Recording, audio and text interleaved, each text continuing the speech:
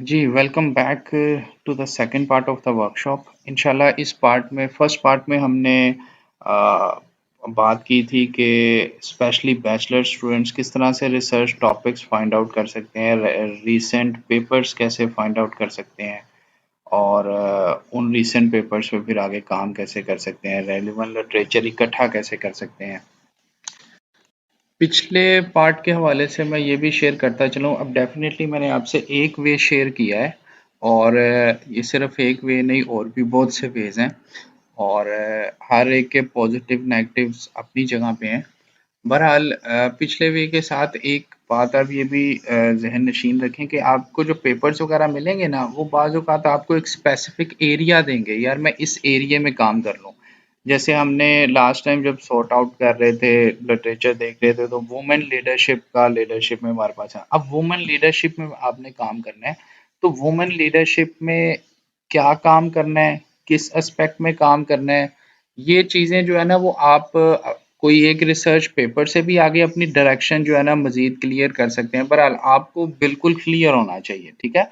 और अगर आप मैनेजमेंट स्टूडेंट्स हैं या आप ओबी के स्टूडेंट हैं और आप डिफरेंट वेरिएबल्स वगैरह ले रहे हैं, तो आप जो भी वेरिएबल्स इस तरह से चूज़ करें, मिसाल के तौर पर हमने तो एक एरिया में बात की कि हम लीडरशिप, वुमेन लीडरशिप जो है ना वो स्टडी कर रहे हैं।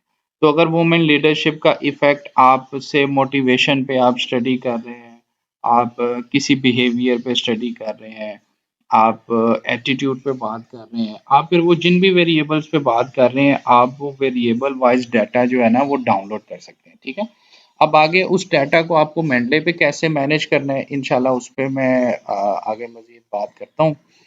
अ, मेंडले जो है ना ये रेफरेंसिंग सॉफ्टवेयर है और ये आपका सारा डाटा जो है ना वो आपको ऑनलाइन करने में हेल्प करेगा, सपोर्ट करेगा। आप इसकी मुख्तलिफ एप्लीकेशंस हैं, डेस्कटॉप एप्लीकेशन भी है। आप ये सॉफ्टवेयर अपने लैपटॉप, अपने डेस्कटॉप पे डाउनलोड कर सकते हैं। फिर इसी तरह से आप अगर आपके पास अपना कंप्यूटर नहीं है, आप किसी दूसरी जगह पे हैं और आपके पास टाइम है, आप अपने पेपर्स वगैरह डाउनलोड करके रिव्यू करना चाहते हैं, आप वेबसाइट के ज़रिए भी कनेक्ट हो सकते हैं। और पेपर्स वगैरह रीड करने के लिए आप अपने मोबाइल में, अपने टैबलेट में भी इसकी एप्लीकेशन गूगल प्ले वगैरह से डाउनलोड कर सकते हैं। ये फ्री सॉफ्टवेयर है, आपको कुछ पे करने की ज़रूरत नहीं है और अ, मेजर ब्राउज़र्स के साथ भी इसकी प्लगइन होती है और जैसे बता रहे हैं विंडोज़ में, मैक, लाइनक्स, मोबाइल आप डिफरेंट प्लेटफ़ॉर्म्स पे से यूज़ कर सकते हैं।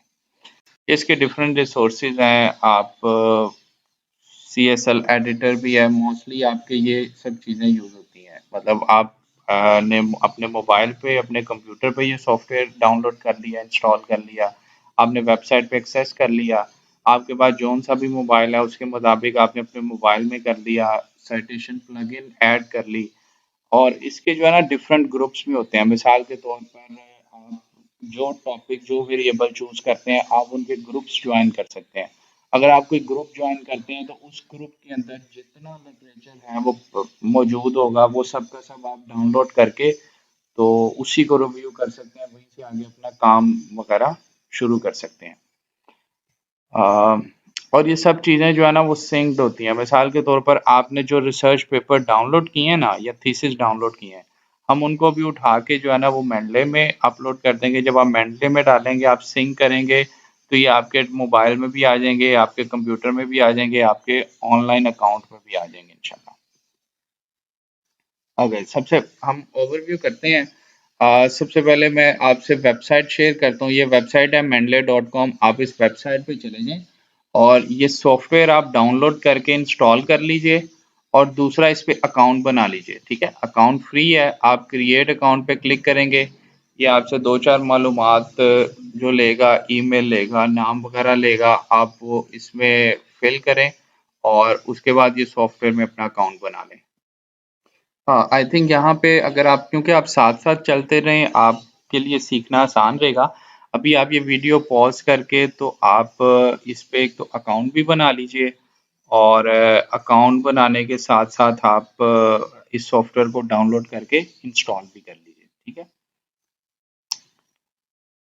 जी, उम्मीद है आपने डाउनलोड वगैरह कर लिया होगा। अब आप डाउनलोड करने के बाद जब इसको ओपन करेंगे एप्लीकेशन को, तो आपको ये फ्री अकाउंट बनाने या अकाउंट अपना लॉगिन करने का कहेगा। तो जो आपने इस वेबसाइट पे मेंडले की वेबसाइट पे आपने अकाउंट बनाया होगा, आपने वही डिटेल्स जो है ना, वो इस सॉफ्टवेयर में एंटर करनी है। आपका ये सॉफ्टवेयर जो है वो ओपन हो जाएगा। सॉफ्टवेयर ओपन होने के बाद आपके पास इस तरह से एक व्यू होगा। यहाँ पे तो पेपर्स डाउनलोडेड है ना, आपके पास पेपर्स डाउनलोडेड नहीं होंगे। आपका बिल्कुल ये साइट एम्प्टी होगी। अभी हमने पेपर्स डाउनलोड करने हैं और इसके डिफरेंट व्यूज हैं। यहाँ पे देखें जैसे फोल्डर्स वगैरह बने हुए हैं मुख्तलिफ। ये फोल्डर्स आप वेरिएबल वाइज भी बना सकते हैं। मिसाल के तौर पर आपने डिसाइड किया कि मैं लीडरशिप का मेरा एक वेरिएबल है। एक वेरिएबल मैं जिस पे काम करना चाह रहा हूँ वो से जॉब सेटिस्फेक्शन है। और इसके अलावा मैं OCB organisational citizenship behaviour study करना चाह रहा हूँ। आप जो वेरिएबल्स भी लें उनके मुताबिक आप वेरिएबल वाइज भी यहाँ पे फोल्डर्स बना सकते हैं। अ, इसके अलावा यहाँ पे आपके रिसर्च पेपर्स शो होंगे और आप जिस रिसर्च पेपर को क्लिक करेंगे यहाँ पे उस रिसर्च पेपर की डिटेल्स आ रही होंगी। इधर डिफरेंट टैग्स हैं। ये आप जो जब आप कोई रिसर्च पेपर सेव करें आप यहाँ पे टैग दे दें, वो टैग जो है ना ये यहाँ से देखा जा सकेगा। जी, इसी तरह का व्यू आपका ऑनलाइन भी होगा, वेबसाइट पे होगा। वेबसाइट पे भी मेंडले वेबसाइट पे आप जाके वहाँ पे भी अपनी लाइब्रेरी एक्सेस कर सकते हैं। आप लाइब्रेरी में जाएंगे तो आपने जो फोल्डर्स बनाए होंगे और आपके जो पेपर्स होंगे उनकी डिटेल्स वो यहाँ पे भी विजिबल होंगी। आप कहीं पे भी चेंज करेंगे तो हर जगह पे चेंज हो जाएगा जब आप सिंक करेंगे। ओके। प्रॉक्सी सेटिंग्स, मेनले जो है ना वो प्रॉक्सी भी आपको सेट करने की बाद औकात आपके ऑफिसेस में काम कर रहे हैं वहाँ पे प्रॉक्सीज होती हैं। तो अगर आप इस सॉफ्टवेयर के टूल्स और ऑप्शंस पे जाएं और यहाँ से कनेक्शन पे जाएं तो आप इसको टिक कर दें यूज सिस्टम कनेक्शन सेटिंग, या आप यहाँ पे डिटेल्स वगैरह जो है ना वो एंटर कर दें अपनी प्रॉक्सी की। तो ये मेनले जो है ना वो आपकी प्रॉक्सी के मुताबिक चल जाएगा। ओके। नेक्स्ट हमने बाद में इंशाल्लाह आपको ये चीज़ें कर के भी दिखाऊंगा सॉफ्टवेयर पे, अभी आप इधर से समझ लें। उसके बाद हम बात करते हैं ऑर्गेनाइज करने के हवाले से। ऑर्गेनाइज आपने जो करनी हो तो अ, अब ऑर्गेनाइज करने से मुराद ये है कि आपके पास आपने जितने पेपर्स डाउनलोड किए थे ना, जितने आपने थीसिस डाउनलोड किए थे, आपने उन सबको यहाँ पे मेंडले के अंदर लेकर आना है और यहीं पे फिर आपने इसको स्टडी करना है। मेंडले के अंदर हम पीडीएफ फाइल्स जो है ना वो अपलोड करेंगे।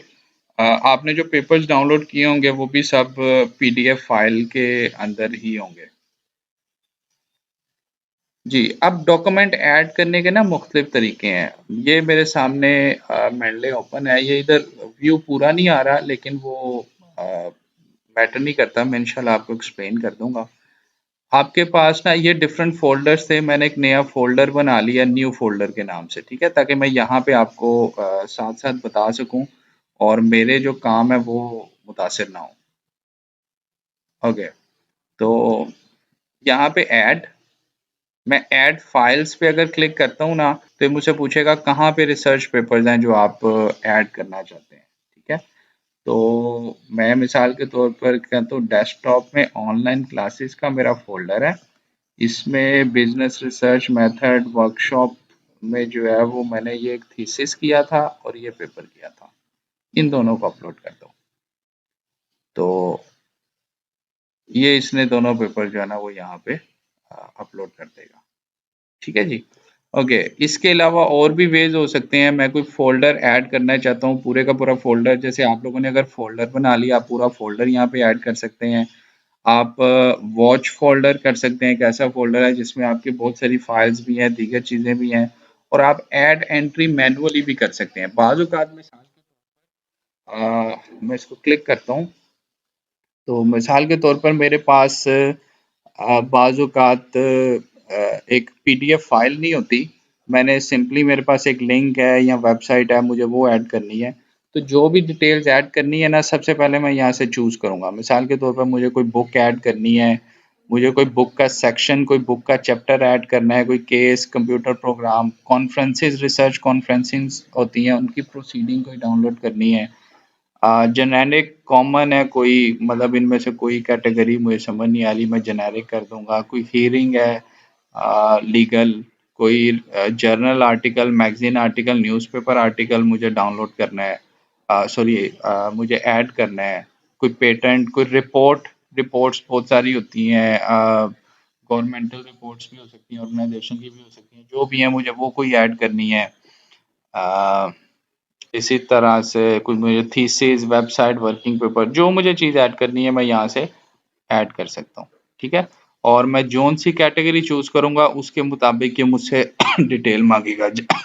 सॉरी, जैसे अगर मैं जर्नल आर्टिकल जो है वो यहाँ पे एंटर कर रहा हूँ, तो मैं इधर टाइटल की जगह जर्नल आर्टिकल में टाइटल दूंगा, ऑथर का नाम लिखूंगा, जर्नल, ईयर, वॉल्यूम, इशू पे, ये सब डिटेल्स जो है ना वो रिसर्च पेपर में होती हैं। अच्छा, मैं एक ये भी मैं कर सकता हूँ, जो रिसर्च पेपर्स है ना उनके DOI नंबर्स होते हैं।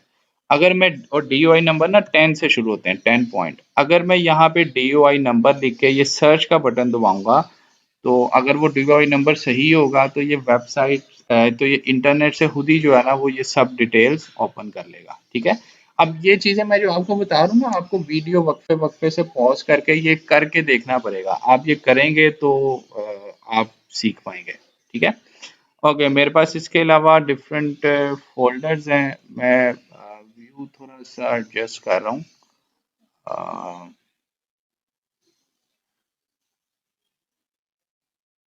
ये मेरे पास डिफरेंट फ़ोल्डर्स हैं, जैसे न्यू फ़ोल्डर मैंने बनाया हुआ है।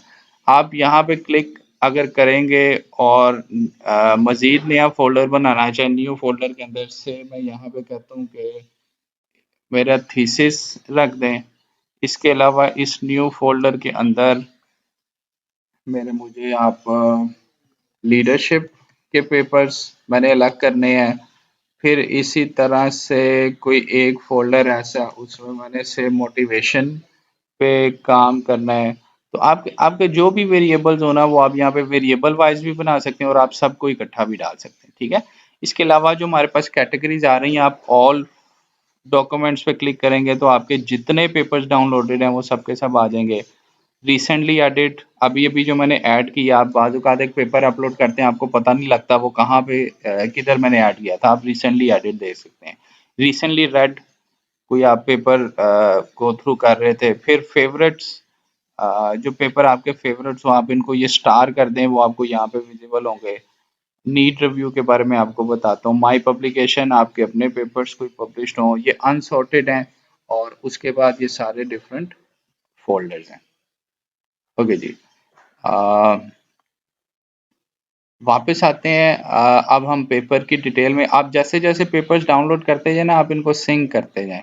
आप सिंक करेंगे, ये सब पेपर्स जो है ना वो आपके अकाउंट में भी आ जाएंगे। ओके, ये मेरे पास पेपर्स की जो है ना वो डिटेल्स है। मिसाल के तौर पर मैं ये पहला पेपर क्लिक करता हूँ, तो ये बता रहा है ये इसका नाम है, ये ऑथर्स की डिटेल्स, ये जर्नल, ये ईयर, वॉल्यूम वगैरह, ये सब चीज़ें जो है ना इसने दे दी हैं। इसका इसका वे ये होता है कि मैं इसको ओपन करूँगा, इस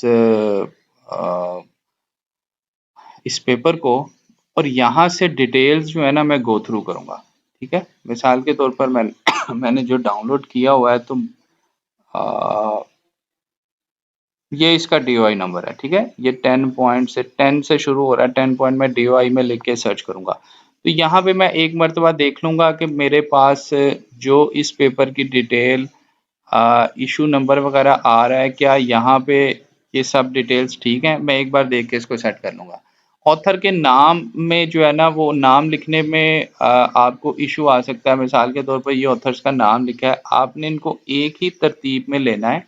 ठीक है, और एक नाम लिखने के बाद आपने एंटर करना है। ठीक है, जब आप एंटर करेंगे तो ऊपर वाला नाम जो है वो खुद ही लास्ट नेम मुताबिक एडजस्ट हो जाएगा। मिसाल के तौर पर जो फर्स्ट नेम था जो पेपर में दिया हुआ है वो इस तरह से। ठीक है, मैंने ये नाम लिख के एंटर किया तो ये इसको खुद ही एडजस्ट कर लेगा। हर नाम के बाद जो है ना मैं एंटर करता जाऊंगा, उसके बाद नेक्स्ट नेम एंटर करूंगा। इस तरह से ये ऑथर्स के नाम जो है वो एंटर किए जाते हैं। ठीक है, ये सारी डिटेल है। मैं कोई टैग्स लगाना चाहूँ पेपर पे, मिसाल के तौर पर ये पेपर जो है ना वो लीडरशिप पे है, तो मैं इधर लीडरशिप का टैग लगा देता हूँ। फिर इसके अलावा ये पेपर जो है ना वो फीमेल लीडरशिप है, मैं इधर फीमेल लीडरशिप का टैग कर देता हूँ। ठीक है जी, और ये मेरे DOI दीगर डिटेल्स वगैरह, ये पेपर की फाइल है। अगर मैं फाइल को ख़त्म करना चाहूँ, यहाँ से फाइल ख़त्म, और अगर मैं ऐड फाइल करना चाहूँ तो मैं ऐड फाइल करके जहाँ पे ये फाइल मैंने डाउनलोड किया, अगर अभी तो मेरे पास ये पेपर है लेकिन अगर ये पेपर ना होता तो मैं ऐड फाइल के ज़रिए फाइल जो है वो डाउनलोड कर देता हूँ। बिल्कुल ईजी सॉफ्टवेयर है। आप जैसे जैसे करते जाएंगे आप उतना ज़्यादा सीखते जाएंगे। ठीक है जी, बाकी मैं आपको स्टेप बाय स्टेप चीज़ें बताता हूँ। हम वापस अपनी वर्कशॉप पे आते हैं। अच्छा, तो ये बता रहे हैं आप डॉक्यूमेंट इन वेज में डॉक्यूमेंट अपना ऐड कर सकते हैं। इसके अलावा आप इंपोर्ट भी कर सकते हैं। अगर आपके पास से आप ज़ोटैरो यूज़ कर रहे हैं, ज़ोटैरो की लाइब्रेरी है, आप एंडनोट यूज़ कर रहे हैं, आप एंडनोट की अपनी पूरी लाइब्रेरी, आपके पास बिबटेक्स फाइल्स हैं, आप उनको डाउनलोड कर सकते हैं। इसी तरह से अगर आप अपना मेंडे का मेंडे की आपकी जितनी लाइब्रेरी है वो आप कहीं और सेंड करना चाहते हैं, किसी और को सेंड करना चाहते हैं, तो आप एक्सपोर्ट पे क्लिक करके, तो एक्सपोर्ट से जो है ना वो आगे ये सारी लाइब्रेरी अपनी एक्सट्रैक्ट भी कर सकते हैं। ओके, लिटरेचर सर्च, आपके पास इस सॉफ्टवेयर में लिटरेचर सर्च की ऑप्शन भी है। आप इधर सबसे ऊपर आए, ये लिटरेचर सर्च पे क्लिक करें, तो इधर आपको जो पेपर चाहिए होगा वो उसका आप टॉपिक लिखें। अगर आप पेपर सर्च कर रहे हैं सॉरी, अगर आप पेपर सर्च कर रहे हैं तो आप पेपर लिख लें, तो ये आपके पास मुख्तलिफ पेपर जो है ना वो आ गए। अब इनको डाउनलोड आपने अपनी लाइब्रेरी से करना है, वो कैसे कर सकते हैं वो आपको आपके टीचर बताएंगे, और यहाँ से आप पेपर जो है ना वो सेव कर सकते हैं। ठीक है, आप इसको सेव पे क्लिक करेंगे, ये पेपर आपके पास सेव हो जाएगा। ओके,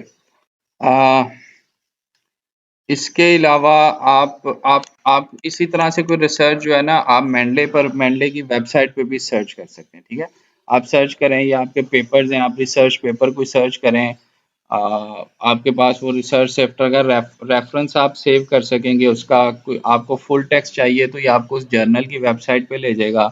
रिलेटेड सर्च, आपने एक पेपर ढूंढ लिया, उससे रिलेटेड आपको मजीद पेपर्स उसी मिलते जुलते चाहिए, आप इस पे क्लिक करें तो आपको वो आपके टॉपिक रिलेटेड जो मजीद पेपर हैं वो आपको दे देगा, आपकी लाइब्रेरी बनती जाएगी। इसी तरह से आप लोगों को भी सर्च कर सकते हैं। अगर वो मेंडले यूज़ कर रहे हैं, आप यहाँ पे वो रिसर्च प्रोफेसर को फॉलो कर लें। आप इस अपने टॉपिक रिलेटेड ग्रुप्स सर्च कर सकते हैं, से वुमेन लीडरशिप पे क्या कौन कौन से ग्रुप्स पहले से बने हुए हैं, उन ग्रुप्स में आपको लाइब्रेरी ऑटोमेटिकली मिल जाएगी। ओके, आप कुछ टूल्स जो है ना वो इंस्टॉल करते हैं दो सॉफ्टवेयर्स के साथ। एक आप माइक्रोसॉफ्ट वर्ड के साथ, क्योंकि जब आपने जो आपने थीसिस लिखना है, जो आपने रिपोर्ट लिखनी है वो आपने वर्ड पे लिखनी है।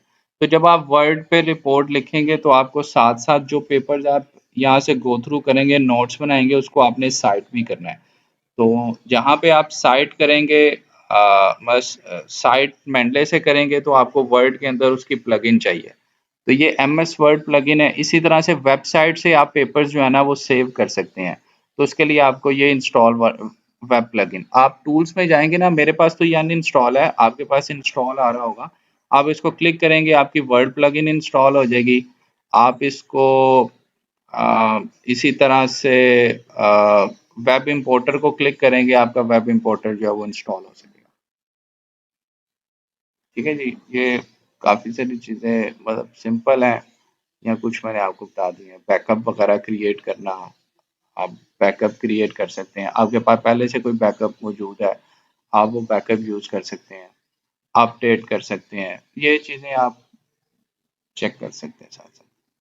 ओके, वेब इंपोर्टर का काम ये है कि जब आप कोई भी पेपर, मिसाल के तौर पर ये आपने वॉलंटियर मैनेजमेंट पे जैसे ये पेपर सर्च किए गए हैं, तो आपके पास जब कोई रिसर्च पेपर सामने होगा, आपके पास राइट साइड पे वेबसाइट पे ना मेंडले का आइकन होगा, जैसे ये मेरे पास मेंडले का आइकन है, मैं इसको जब क्लिक करूंगा तो मेरे पास वो सब पेपर्स आ जाएंगे जो मेरे वेब ब्राउज़र पे खुले होंगे, और मैं वहां से क्लिक चूज़ करके कौन-कौन से पेपर मुझे चूज़ करने हैं, मैं ये अपने मेंडले में जो है ना वो सेव कर सकता हूँ।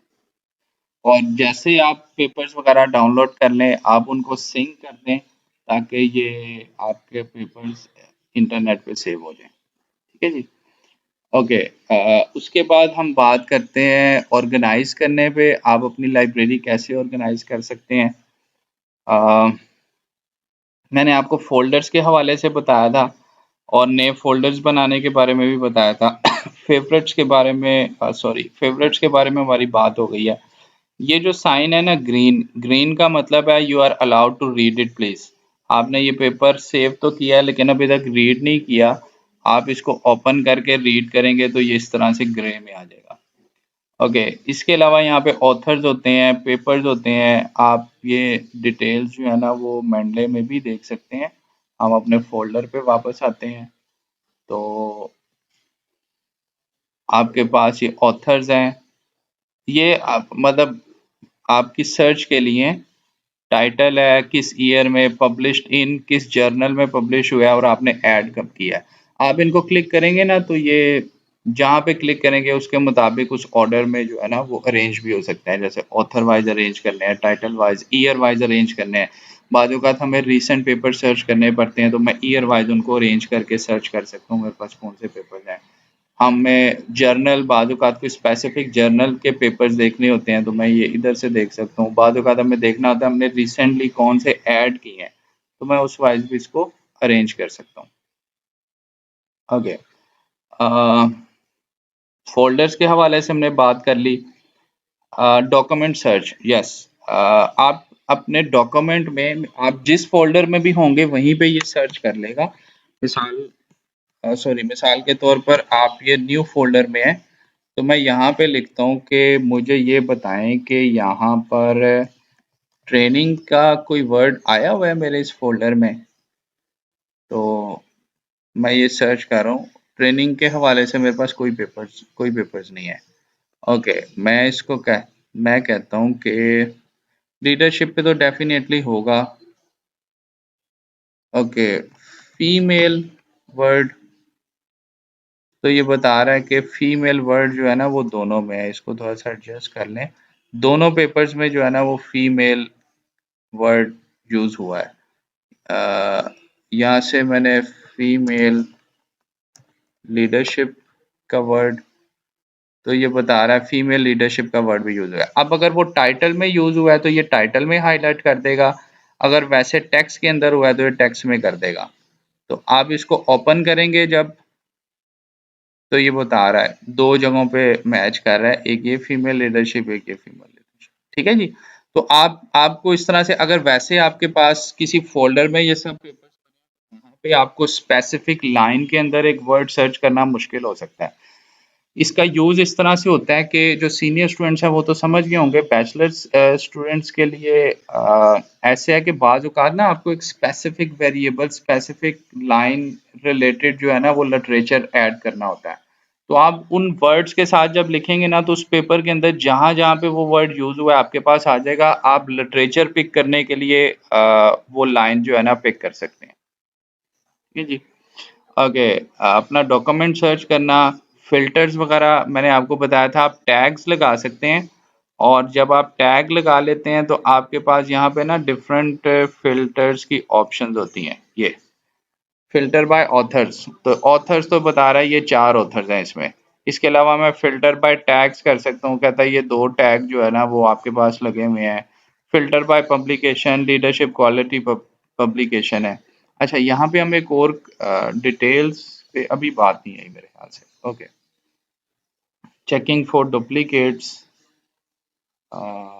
ओके, डिटेल्स पे हम बात कर लेते हैं।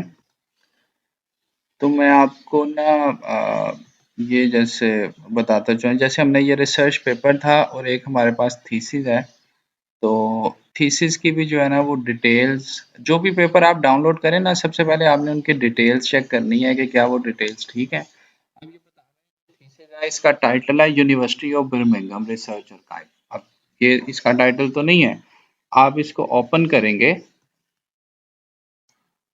और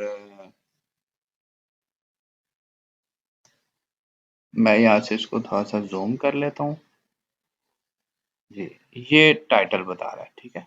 आप इस टाइटल को कॉपी करके इधर पेस्ट कर दें, ठीक है। और ये ऑल कैप्स में है, आप इसको सेंटेंस केस में लिख लें।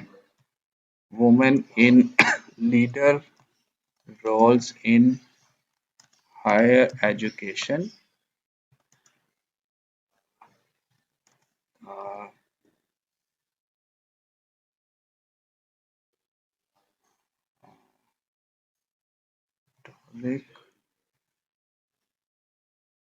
and reality of authentic leadership। Okay, तो इस तरह से जो है ना मैंने आ, ये डिटेल सेव कर ली। अच्छा, मैंने इसको बताया ये जर्नल जर्नल नहीं है, ये बेसिकली एक थीसिस है। तो थीसिस का कोई वॉल्यूम कोई इशू नहीं होता, ईयर है और पेजेस हैं। और मैं अगर इसको थोड़ा मूव करूं तो ये बता रहा है 238 पेजेस हैं। आप यहाँ पे चाहे लिख लें 238 पेजेस, वरना नॉर्मली हम ये रेंज बताने के लिए यूज करते हैं।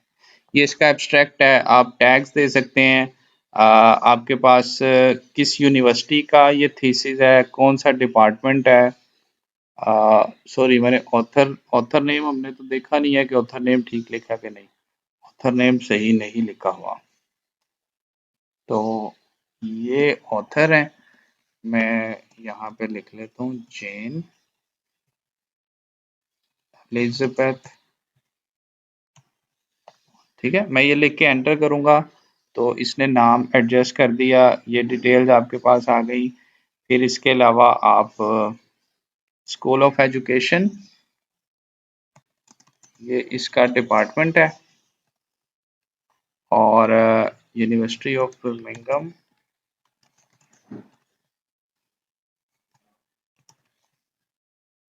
और 2017 में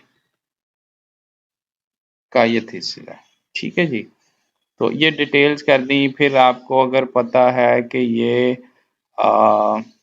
मास्टर्स है या पीएचडी थीसिस है, तो आप चाहे यहाँ पे टाइप में सेव कर लें, अपने पास कोई वेबसाइट है तो आप वो ऐड कर सकते हैं। तो इस तरह से ये आपके थीसिस की डिटेल। जो टीचर्स ये वीडियो देख रहे हो, मैं सुजेस्ट करूंगा कि ये वीडियो के बाद ना आप स्टूडेंट्स को असाइनमेंट दे दें कि वो से 5 थीसिस, किसी एक टॉपिक पे 5 थीसिस और 12 रिसर्च पेपर्स, या जितने आप करना चाहें रिसर्च पेपर्स जो है ना वो डाउनलोड करके मेंडले में अपडेट करके अपलोड करके और उनकी डिटेल्स वगैरह चेक करके हैं, ताकि स्टूडेंट्स की ये प्रैक्टिस हो जाए। Okay, filter by tags, duplicates और सिंक। ओके, जब आप ये सब पेपर्स डाउनलोड कर लें ना, तो लिखने से पहले आपको डुप्लीकेट्स चेक करने चाहिए, ठीक है। टूल्स में जाएं, डुप्लीकेट्स, तो आपको बता देगा कि कोई डुप्लीकेट है कि नहीं। ये बता रहा है नो डुप्लीकेट फाउंड। अगर मैं ऑल अपने डॉक्यूमेंट्स में आके डुप्लीकेट सर्च करूं तो ये डिफरेंट डुप्लीकेट्स बता रहा है, ठीक है। जैसे ये कहता है कि एम्प्लॉयर सपोर्टेड वॉलंटियरिंग बेनिफिट्स में 3 मरतबा आपने ये फाइल की हुई है ऐड। ओके, मैं इसको वन बाय वन क्लिक करके तो मैं इसकी डिटेल देख सकता हूँ कि इसकी कौन सी डिटेल जो है ना वो ठीक पिक की जा रही है। अगर कोई डिटेल नहीं पिक करनी तो मैं इसको अनटिक कर दूंगा। तो इस तरह से मैं चेक करके मर्ज डॉक्यूमेंट मर्ज करूंगा तो ये डॉक्यूमेंट्स मर्ज हो जाएंगे। ये काम आपने ज़रूर कर लेना है रिसर्च लिखने से पहले। अगर आप ये नहीं करेंगे तो आपको पेपर जब आप लिख रहे होंगे तब आपको वहाँ पे आजमाइश वगैरह हो सकती है, इश्यूज आ सकते हैं। ओके, और तो डुप्लीकेट्स और आखिर में सिंक, ये हमारा इस सेशन का लास्ट बात है।